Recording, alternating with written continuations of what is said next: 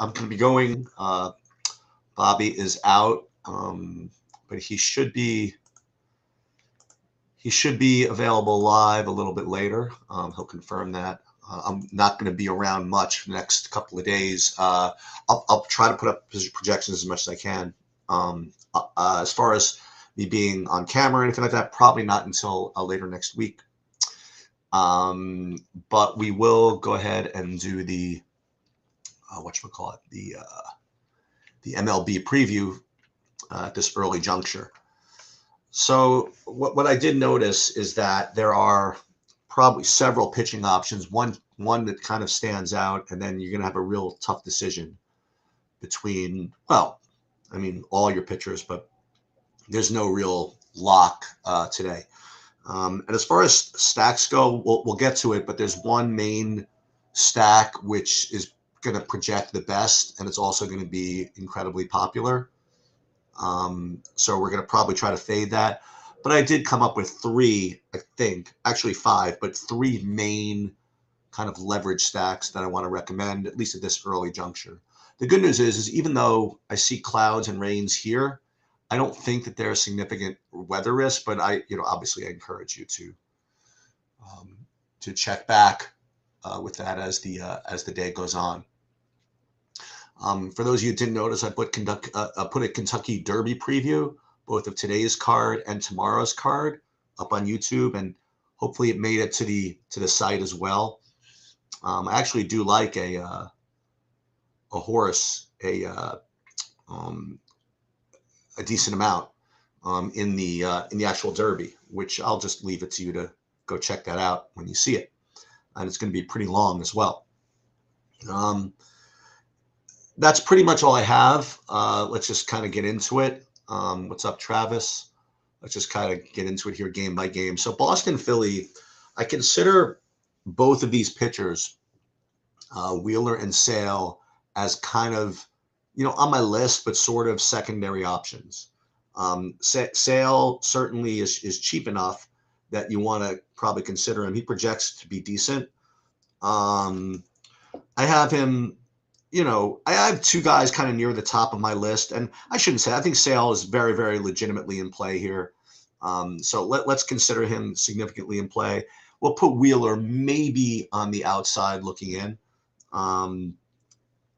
So that's where I am. I think Sale is reasonable. I'll put him up here. And as far as the hitting goes, I honestly don't have either of these teams, Boston or Philly, as one of my top stacks, either chalky or otherwise. So I think I'm just gonna move on to the next one. Colorado against the Mets. I actually do not have Senga listed as one of the top options, which is very surprising to me. I thought that I might, just because, he's got talent and he's home against Colorado, who obviously struggles on the road, but just kind of relying on my numbers here. I'm not really getting to him. And sometimes people ask, well, why don't you like him? Sometimes the answer is simply he just doesn't show up as a top projected play. And I don't really get into the drill downs of why that is, but that's just kind of where I am. Sanzatella, I'm not getting to him either.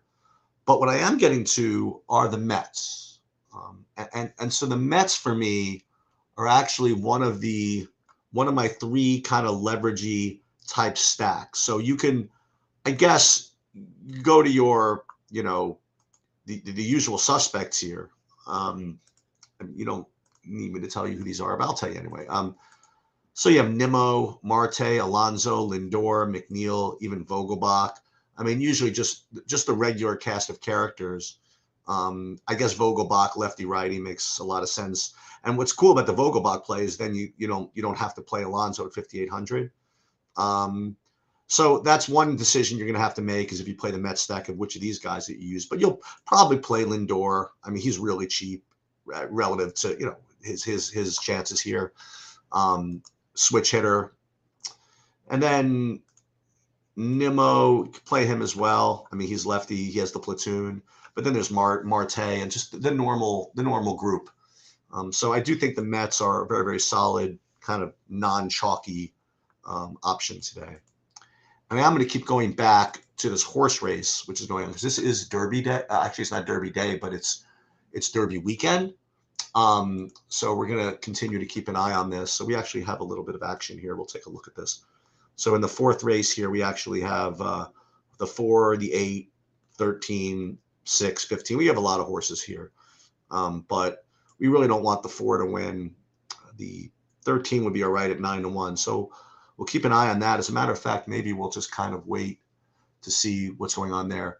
The other thing I'll let you know is I'm doing pretty well in golf, with one exception.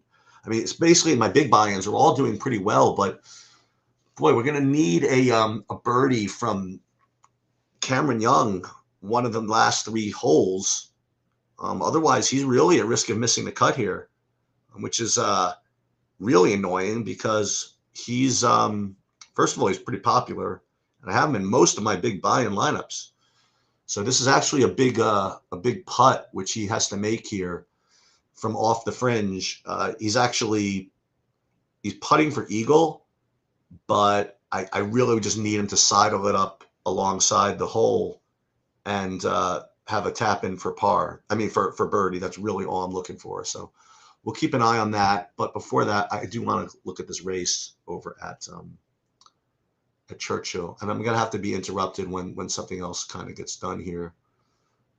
They're showing the replay of a Morikawa thing in a second. Okay, so let's root for this. So we need the 4. I'll put it up here.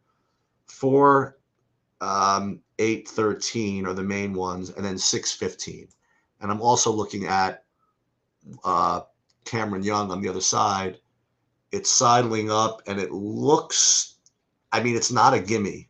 I mean, it's like 3.5 feet away. This is a huge leverage putt on his 16th hole. So we're going to have to take a look. All right, so the 4 is, one of the favorites. Obviously, I'd rather him win than somebody I don't have. But the 13 here would be really, really strong if he can get this done. So he's sitting there 4th on the outside of this speed duel here. So if he's got it in him, doesn't look like he's really doing anything. So it looks like he might be dead, which is not good. And the 9 looks to be almost putting the 4 away. So this is going to be very, this could be kind of terrible. Yeah, like all these horses I don't have are just kind of coming here. Unless the 4 fights back somehow, it just doesn't look like it. It's just too many horses weaving through here. I mean, there comes the 7's about to pop through. I mean, he's probably going to win, but I don't even know who some of these horses are that are coming. This is a crazy finish here. 11. Oh, was that the 11 or the 12? It looks like the 12. So this is actually a terrible result here. Fannie and Freddie. That's really, really bad. So let me just tilt or whatever it is. And then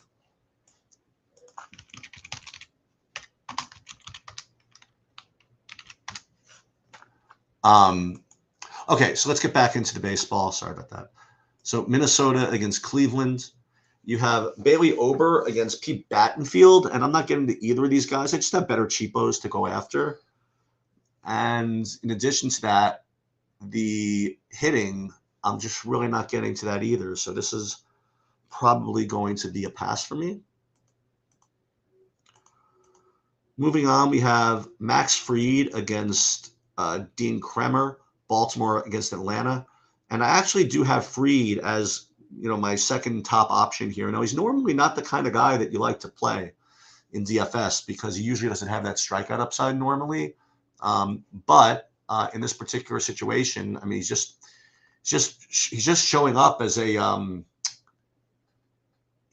showing up as a really, really strong play. So that's pretty much all I have to say. So I do like Fried quite a bit. And the other team that I like is Atlanta. Ooh, good job. Cameron Young made the birdie. I do have Atlanta as one of my, again, I have 3 leverage stacks. One is the Mets. Actually, Atlanta is not really the leverage stack, but I do have them as one of my top 5. So let's just take a look. When I identify a stack I like, I may as well go through and see who I do like from here. And again, nothing fancy. Olsen, Acuna, Riley, Murphy, Albies. I mean, again, there's no real incredible standouts aside from the normal ones. So Fried, Sale so far my top two, but we're going to probably replace those in a second. And we probably won't be able to afford this stack with this pairing, but let's just throw some guys in there. Something to look at. Acuna, I have his day to day. He's going to be fine. All right. Well, let's see what happens. All right. Oakland against Kansas City.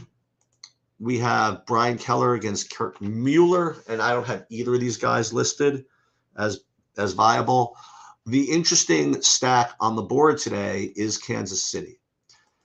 Kept Kansas City as the top-rated stack, both pretty much value and raw points. But boy, oh boy, I mean, I have them getting significantly high owned, and I don't think I want to do this. I mean, it's not like KC is like that great, So I don't know. KC does rate to be the top stack, but I will just tell you that in GPPs, I'm probably going to be fading them. So depends on how much risk you want to take. KC again does rate to be top stack, but as far as GPPs go, I'm probably going to avoid them.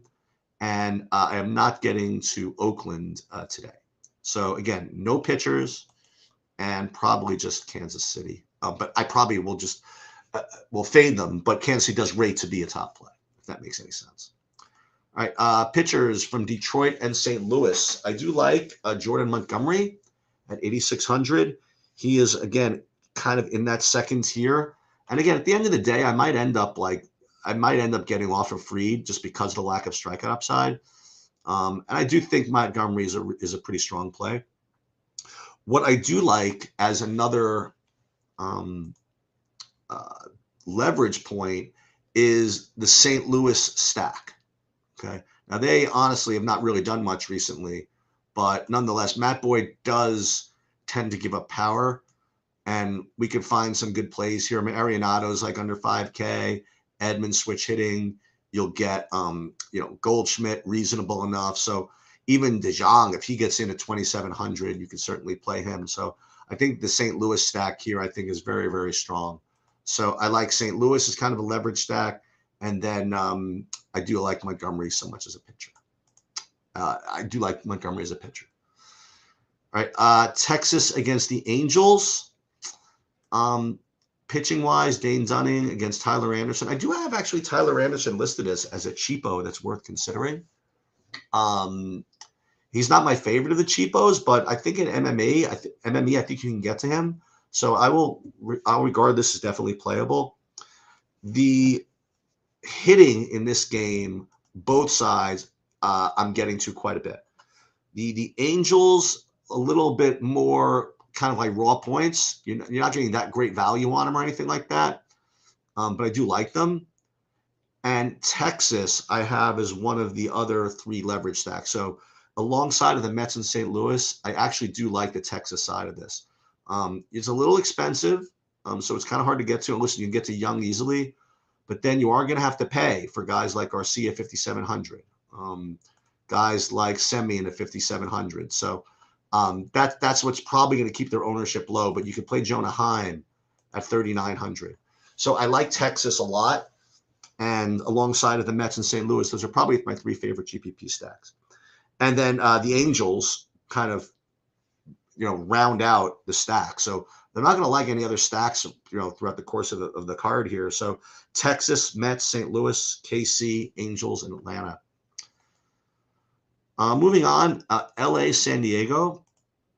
I'm actually getting to neither of these. Well, am I not getting to Kershaw? I'm really not. I'm not really getting to Kershaw, and I'm really not getting to Darvish.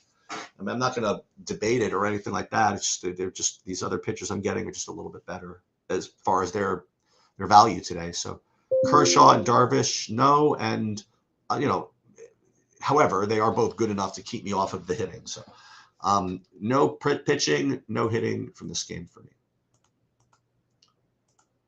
Washington against Arizona. I thought that I was going to actually like Josiah Gray as a kind of a cheapo, and I actually might at the end of the day. He's got some good performances. He definitely has some variance, but I'll keep a look on him. And Merrill Kelly at 6,800. I mean, this got to be an amazing play, right?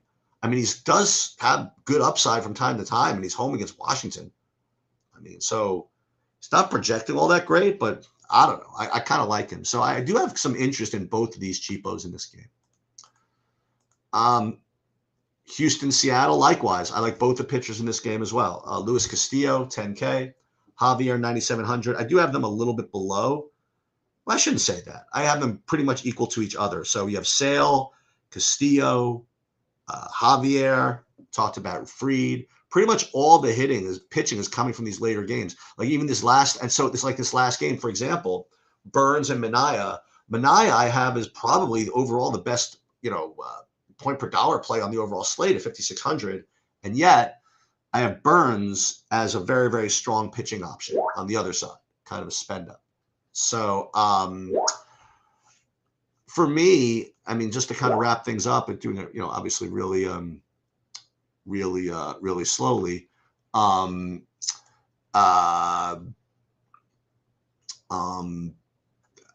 went through really quickly, but the pitching is mostly coming from the late games, right? You got Burns and Minaya over here. You got Javier and Castillo over here, and even these two pitchers late.